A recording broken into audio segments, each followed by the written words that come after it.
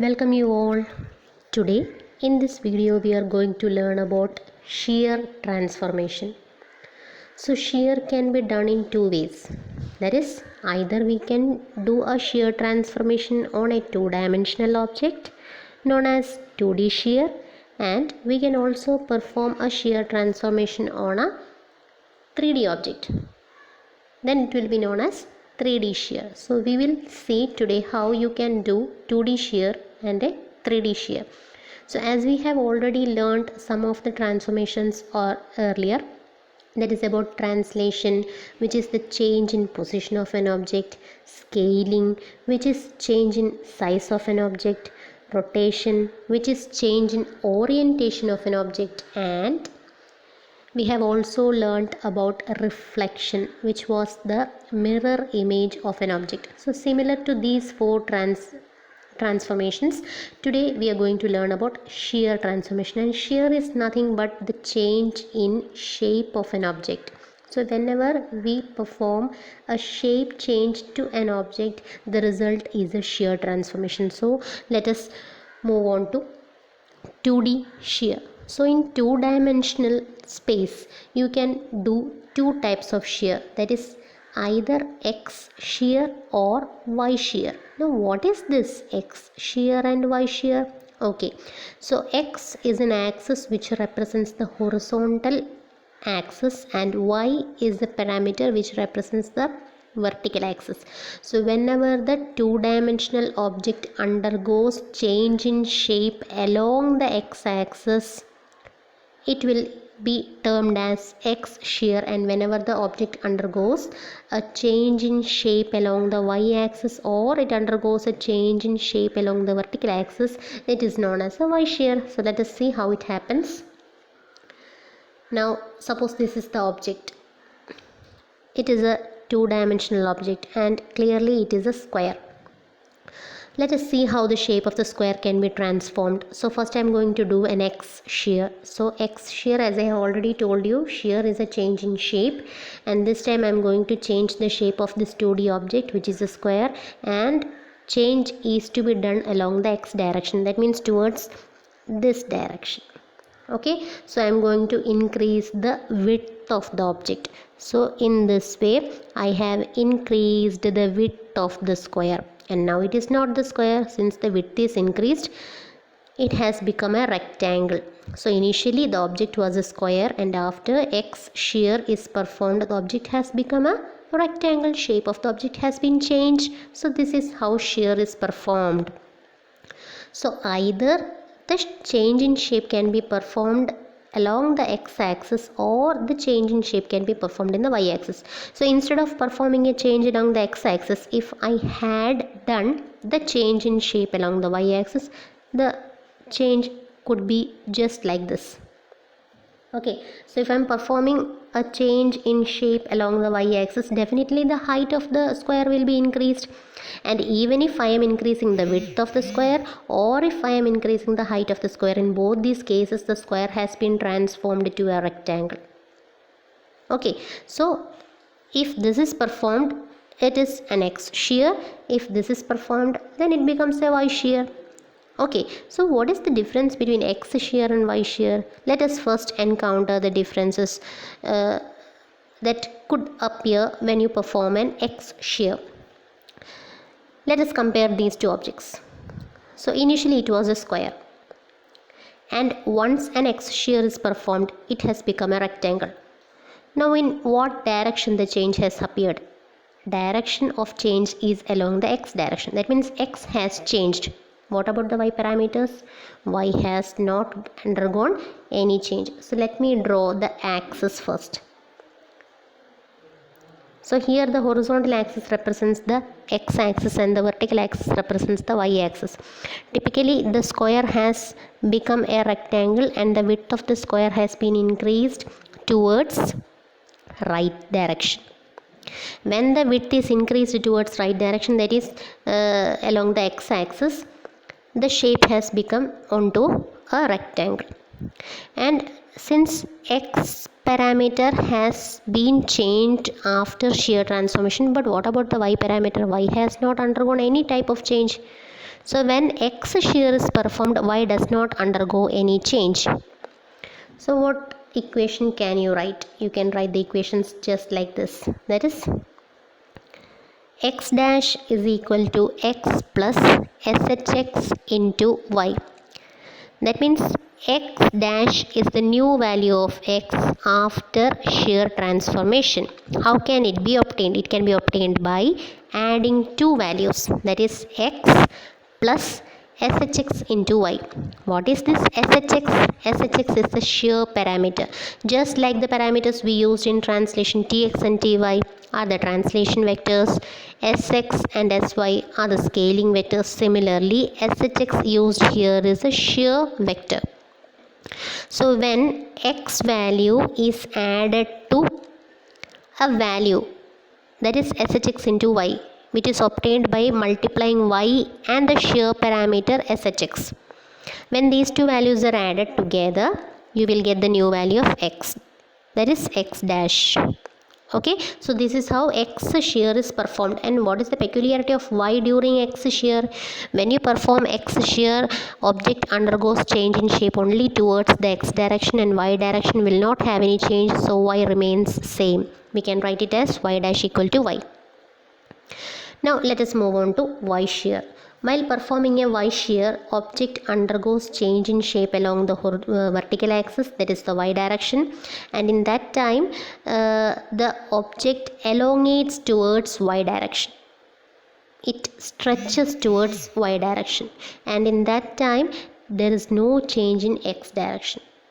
Okay, so the equation can be written as X dash equal to X. That means after transformation, new value of X will be same as the previous value of X. But about Y, Y dash can be written as Y dash is equal to Y plus SHY into X. That means new value of Y can be obtained when Y is added to the product of X and SHY. What is this SHY? SHY is a shear vector. It is a shear vector. So in this way you can perform two types of shear transformations, which is X shear and Y shear. Whenever object is elongated or stretched towards horizontal direction, it is a typical example for an X shear. Whenever an object is elongated or stretched towards the Y direction, it is an example of a Y shear. Now let us transform or represent these transformation equations for shear into their corresponding matrices.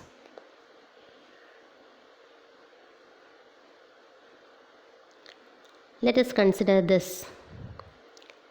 These are the matrices that correspond to X shear.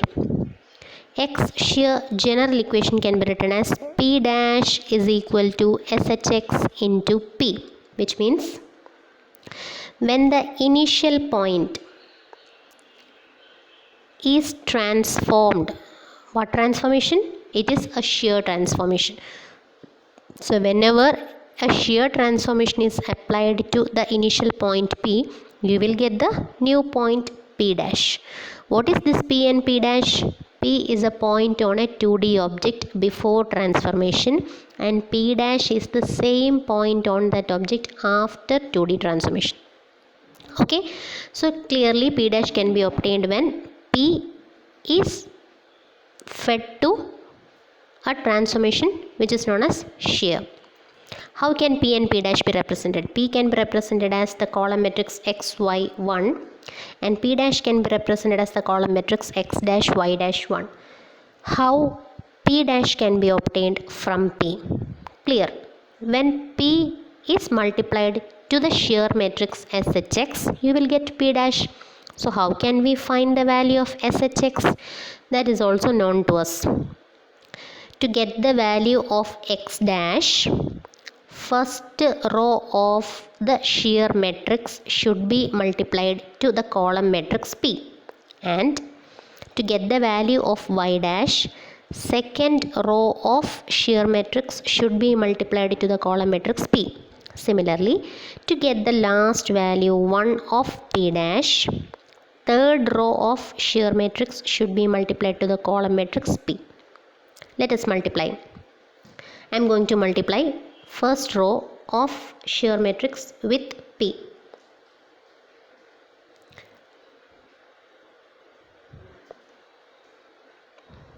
Let us multiply 1 into x plus SHX into y plus 0 into 1.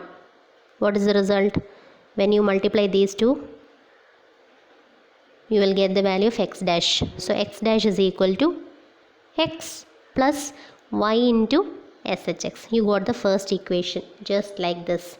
This was the first equation. Okay.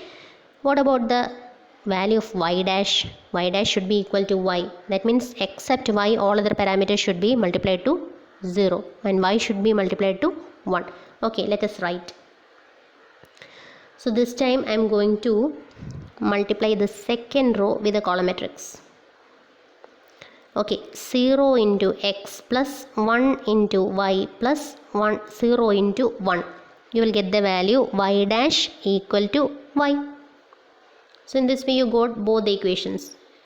And to get the third equation in such a way that the above two equations are not undergoing any sort of change. So you are going to represent a two-dimensional frame using 3 coordinates such a way that equation does not undergo any change. And this representation is known as homogeneous coordinate representation or homogeneous matrices.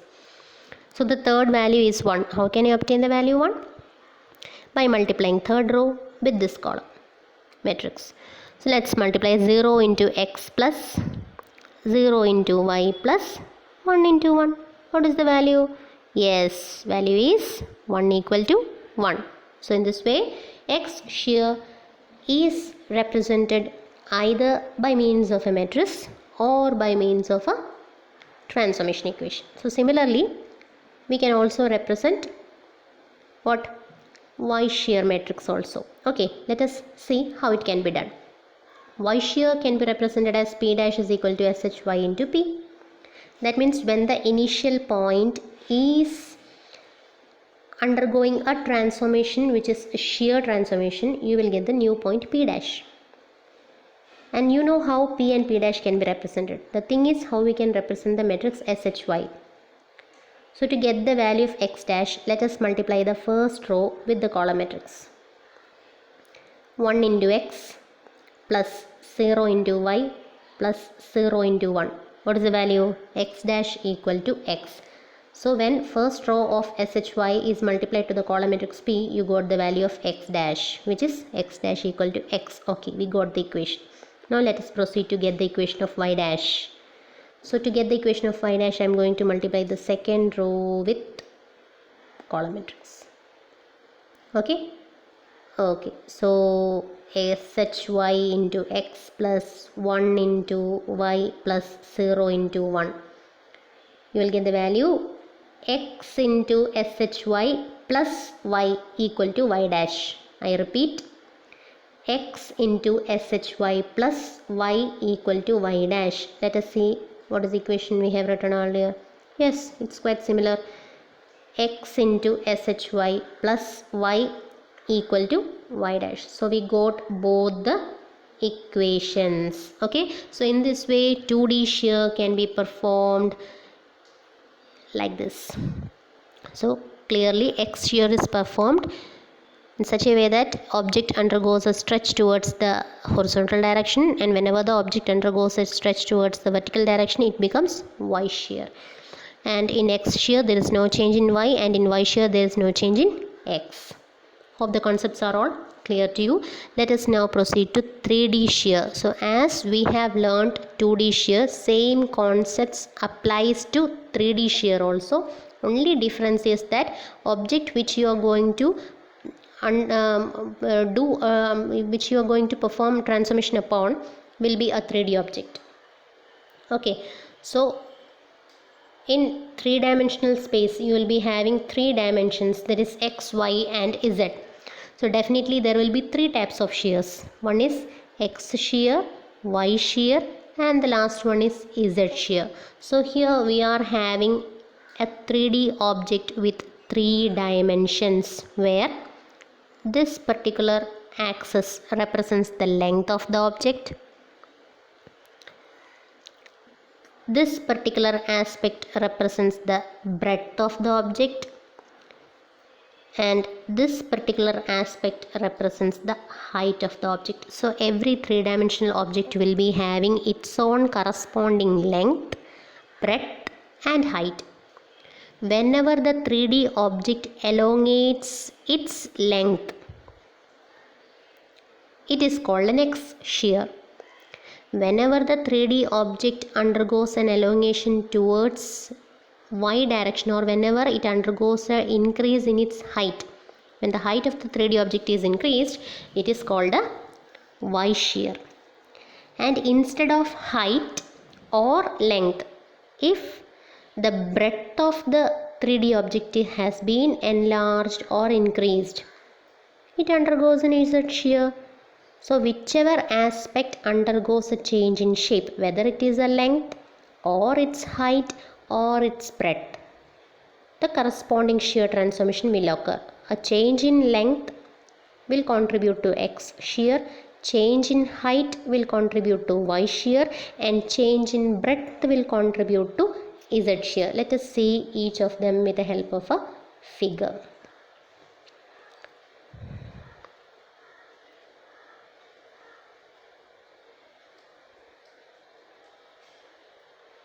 Okay, the first figure shows an X shear. So the 3D object has underwent a change in shape by stretching towards X direction. The shape of the object has been changed, and now the 3D object is represented in such a way that the length has been increased. So it is an X shear. Instead of increasing the length, if the height of the 3D object has been increased, then what is it? It is a typically Y shear representation. And instead of height or length, if the breadth of the object is increased, then it contributes to Z shear. So this is how three different shears can be implemented in three-dimensional space. X shear, Y shear and Z shear. And shear is nothing but the change in shape of an object. So typically you have to understand one thing. Object can undergo various types of changes. You can change the position of an object. Then it will be a translation. If you are changing the size of the object, that means either increasing the size or decreasing the size, it is typically known as scaling. So change in position is translation and change in size is scaling. And instead of changing the position or size, if you are changing the orientation of an object, that means you are rotating the object to 90 degrees or 45 degrees. Okay, the change in orientation is known as rotation. And if you are performing a mirror transformation of an object, then it is typically a reflection transformation. And instead of all these things, if you are changing the shape of an object, then it is a clear-cut case of shear transformation. So these are the various transformations that you can perform upon a 2D or a 3D object. Hope the concepts are all clear to you. Keep watching the videos and support me. Subscribe the channel if you are not yet subscribed. Thank you.